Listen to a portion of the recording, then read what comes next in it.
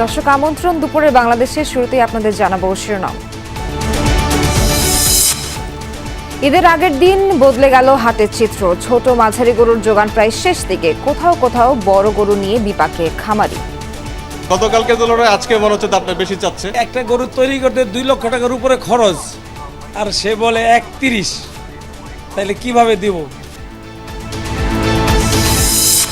বাসের অপেক্ষায় টার্মিনালে ঘরমুখ হাজারো মানুষের ভোগান্তি। ঢাকা টাঙ্গাইল মহাসড়কে দীর্ঘ যানজটের প্রভাব।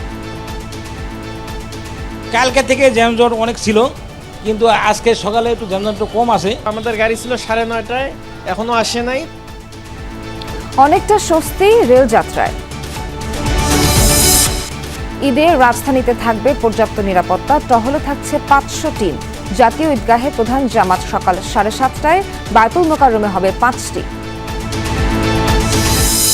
পিরোজপুরে জাল সনদে কলেজের প্রভাষক সাবেক এমপির স্ত্রী, দুদকের তদন্তে মিলেছে প্রমাণ। বেতন ভাতার নামে তুলে নিয়েছে বিপুল টাকা।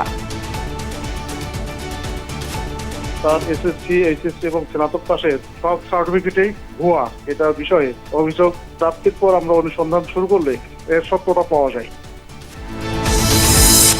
চামড়া সংগ্রহের জন্য প্রস্তুত রাজধানীর পোস্তার আড়ত। লবণ ও রাসায়নিকের বাড়তি দামের অভিযোগ ব্যবসায়ীদের।